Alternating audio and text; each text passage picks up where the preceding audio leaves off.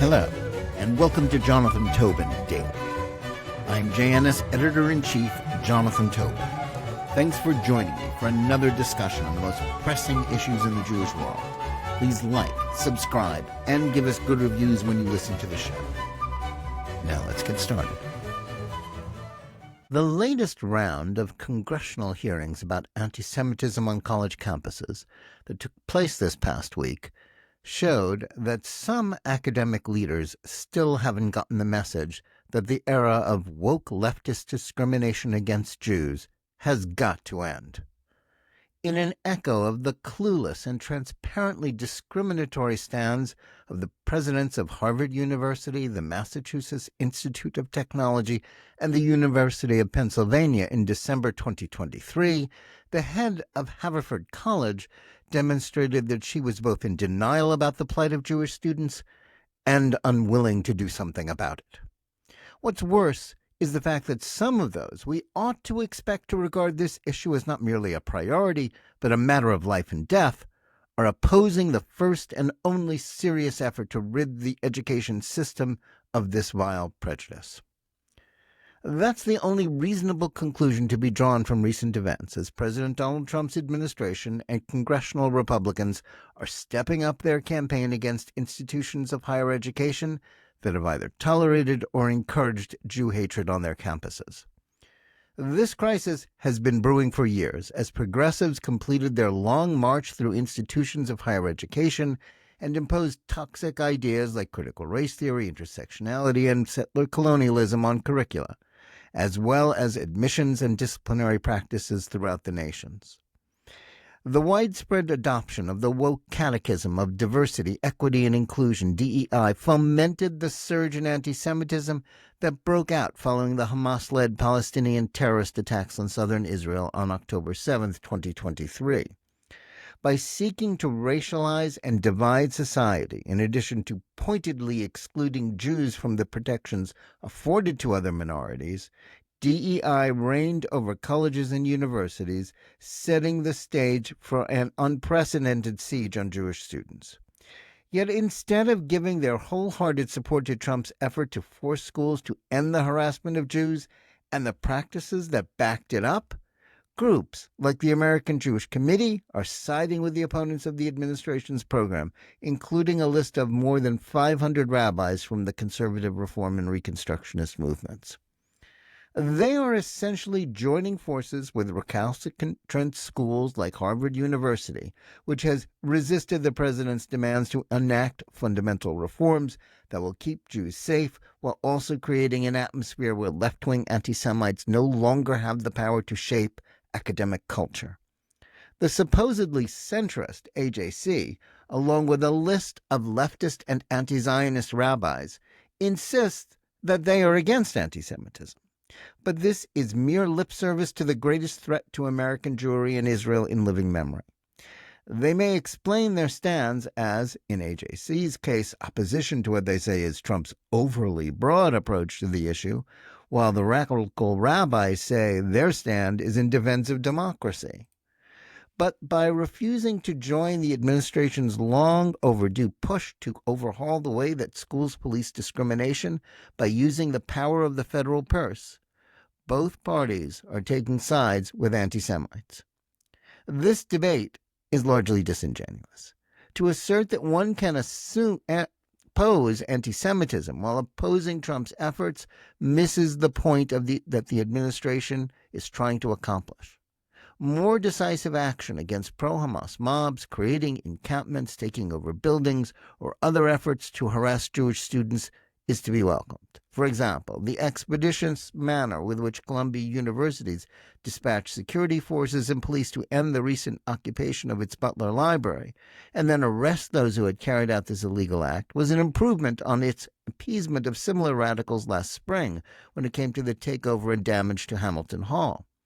But unless and until schools like Columbia and Harvard and so many others that have enforced woke orthodoxy on their campuses allow more viewpoint diversity in their hiring, as well as get rid of the DEI bureaucrats and departments that are responsible for mainstreaming Jew hatred, nothing will change.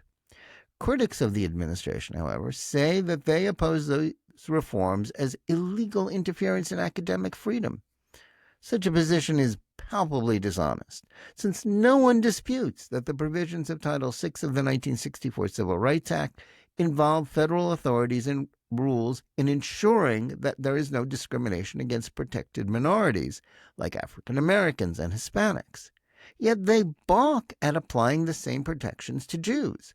And as Harvard has shown, they're also willing to forego billions in federal funding that the law requires the administration to withhold from offending institutions rather than doing something about it. Sadly, some of this opposition seems to fall under partisan lines.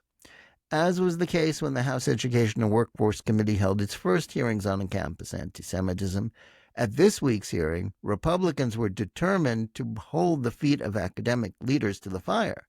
But Democrats wouldn't join them, choosing instead either to punt on the issue or attack the administration. Their main criticism of Trump was that his elimination of the U.S. Department of Education is harming efforts to oppose anti-Semitism. Well, that's true up to a point, since currently the mechanism for withholding funds from offending schools rests in that department. But what they miss about this is that this largely superfluous government agency has conspicuously failed to enforce Title VI for years. The department seems incapable of doing anything more than issuing slaps on the wrist for anti-Semitic institutions. The only measure that has any chance of working is if the government deploys the U.S. Department of Justice and its Civil Rights Division to sue schools where Jew hatred has occurred. As the committee hearing showed, Trump's offensive against woke anti-Semites has had some impact on some schools. DePaul University, California Polytechnic, State University, and Haverford College, whose presidents testified at the hearing, are prominent examples of schools where faculty and students have created hostile environments by advocating support for anti-Jewish terrorism, terror groups like Hamas, and the destruction of the State of Israel. This demonstrated that far from being solely a phenomenon of the largest and most prominent elite schools, anti-Semitism has become a factor at liberal arts institutions and certain science institutions of various sizes. But even there, as well as at Harvard and Columbia, administrations have begun to show some awareness of the problem. Harvard's release of a 311-page internal report detailing the vast extent of the problem facing Jews there. But though the university's record doesn't appear to be much better, the presidents of DePaul and Cal Poly at least tried to act as if they got it, apologizing and speaking of efforts to enforce disciplinary policies that could deter more targeting of Jews. Not so the president of Haverford. Speaking in the same sort of lawyerly fashion as the presidents of Harvard, Penn, and MIT that generated so much criticism, Wendy Raymond obfuscated, split hairs, and spoke in vague generalizations. She also attracted attention for requiring the use of large flashcards with pre-written answers to questions, prompting committee member Representative Elise Stefanik to write that this epitomized a scripted, spineless, and coach-to-the-bone character who lacked conviction when speaking about hatred against students enrolled in the college and thereby under the president's care. Raymond's answers also smacked of dishonesty. When pressed about a number of egregious incidents of discrimination against and intimidation of Jews that had taken place on her watch, that are detailed in a lawsuit brought against Haverford by the Deborah Project public interest law firm, she contradicted the legal record repeatedly, acting as if she had no direct knowledge of events that the multitude of incidents of anti-Semitism at Harvard reported by Jewish students were imaginary. Among the worst of these dishonest answers was her failing to admit that she did nothing when asked about demands that Zionists be banned. Raymond told the committee that she had made changes to the school's honor code. That wasn't true.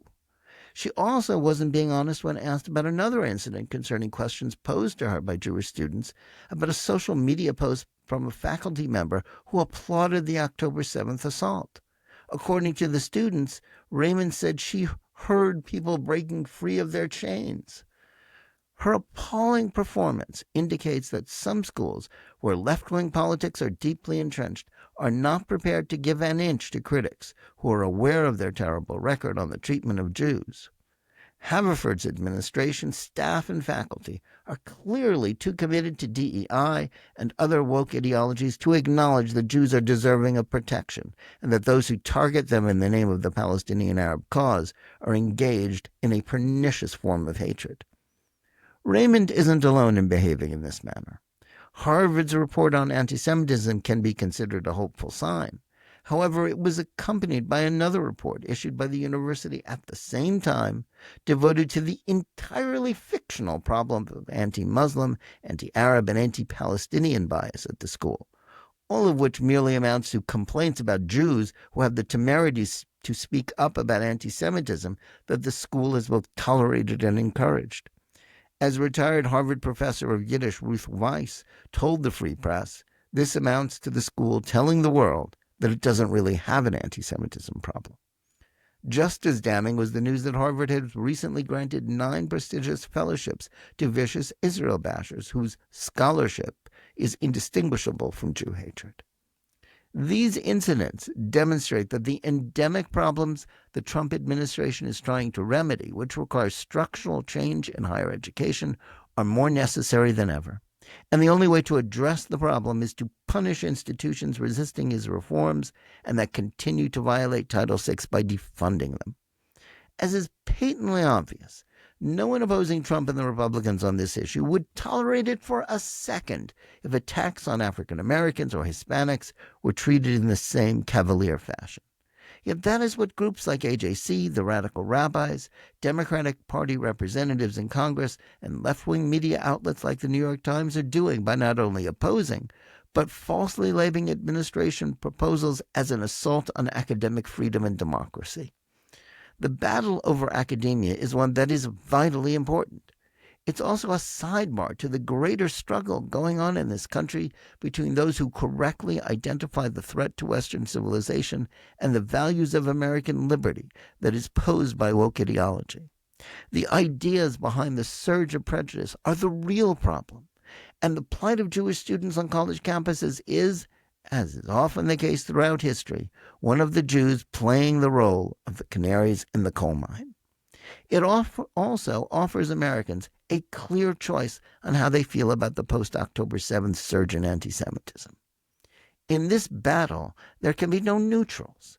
The answer is of yes, but, in which political liberals profess opposition to Jew hatred, but wind up backing the forces pushing anti-Jewish bigotry to ensure that they don't put themselves on the same side as Trump and political conservatives, aren't merely shameful dodges.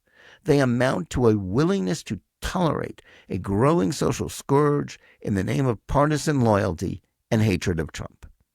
Those who do so may earn the applause of the left-wing press, but their behavior is nothing less than a tacit endorsement of anti-Semitism. Thanks for listening. Please remember to tune in every day for Jonathan Tobin Daily Edition and every week for Think Twice, my full-length JNS TV program. Whether you're listening to us on any of the podcast platforms or on the JNS YouTube channel, please like and or subscribe to JNS, click on the bell for notifications, and give us good reviews. Please write to us at thinktwice@jns.org and let us know where you listen or watch the show and what you think about it. And remember, keep reading and thinking for yourself.